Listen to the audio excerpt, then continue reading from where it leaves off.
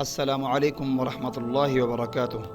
ناظرین کرام، آج آپ کے سامنے تحصیل علم کا ایک ایسا شاندار واقعہ پیش کیا جا رہا ہے جس کو سننے کے بعد انسان ورطہ حیرت میں ڈوب جاتا ہے۔ اندلس کے علاقے سے چلنے والا ایک مسافر جس کا نام بقی بن مخلد ہے، حضرت امام احمد رحمۃ اللہ علیہ سے حدیث سننے کی غرض سے بغداد کا رخ کرتا ہے۔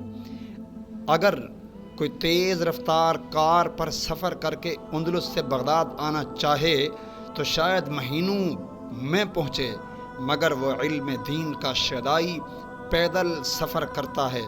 بغداد پہنچنے کے لیے نہ جانے کتنی راتیں تنے تنہا کھلے آسمان کے نیچے گرمی سردی کے بچاؤ کے بغیر گزار دی ہوں گی۔ سچ ہے کہ عزائم جن کے پختہ ہوں، نظر جن کی خدا پر ہو، تلاطم خیز موجوں سے وہ گھبرایا نہیں کرتے۔ اس دور دراز کے سفر کو طے کرنے کے بعد جب وہ بغداد پہنچتے ہیں تو پھر پتہ چلتا ہے کہ حضرت امام احمد ابن حنبل مسئلہ خلق قرآن کے اختلاف کی پاداش میں گھر میں نظر بند ہیں۔ کسی کو ملاقات کی اجازت نہیں ہے۔ ذرا سوچئے کہ اس پر مشقت سفر کر کے آنے والے کے دل پہ کیا گزری ہوگی، لیکن دل میں تڑپ سچی ہو تو منزل مل ہی جایا کرتی ہے۔ بقی بن مخلد رحمۃ اللہ علیہ روزانہ صبح کے وقت امام احمد ابن حنبل رحمۃ اللہ علیہ کے دروازے پر کپڑا بچھا کر بیٹھ جاتے۔ شاید کسی وقت امام صاحب رحمۃ اللہ علیہ سے ملاقات ہو جائے تو کم سے کم آنے کا مقصد ہی بتلا دوں گا۔ ایک دن گھر سے باندی باہر نکلی تو بقی بن مخلد رحمۃ اللہ علیہ جھپٹ کر اس کی طرف لپکے، ان کو اپنا تعارف کرایا اور آنے کا مقصد بتلایا اور فرمایا کہ ذرا امام صاحب کو میرا پیغام پہنچا دیجئے۔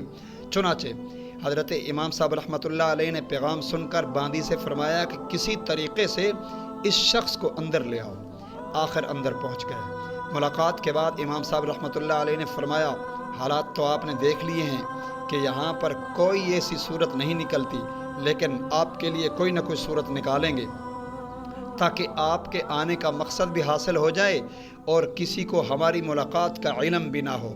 چنانچہ یہ صورت طے ہوئی کہ بقی بن مخلد رحمۃ اللہ علیہ فقیرانہ بھیس میں روزانہ دروازے پر آ کر بھیک مانگنے کی صدا لگائیں گے اور امام احمد ابن حنبل رحمۃ اللہ علیہ بذات خود بھیک دینے کے بہانے دروازے پر تشریف لائیں گے اور ایک حدیث جلدی سے سنا دیا کریں گے۔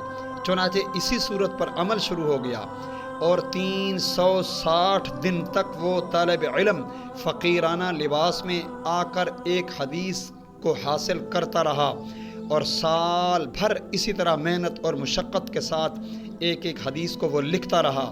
جب پورا سال گزر گیا، ایک ضخیم کتاب تیار ہوئی تو پھر اس شخص نے اپنے واپس وطن کی راہ لی۔ آج بھی اس راہ علم کے مسافر کی یادگار انتہائی مستند ترین کتاب کی صورت میں ہمارے پاس موجود ہے، جو مسند بقی بن مخلد کے نام سے شہرت رکھتی ہے۔ آج بھی علم کے پیاسے لوگ اسی کتاب سے اپنی پیاس کو سیراب کرتے ہیں۔ اللہ تبارک و تعالی حضرت بقی بن مخلد رحمۃ اللہ علیہ کو جنتوں سے نوازے۔ ناظرین کرام، آپ سے گزارش ہے کہ ایسے بہترین واقعات سننے کے لیے ہمارے چینل کو سبسکرائب کریں۔ جزاک اللہ خیر۔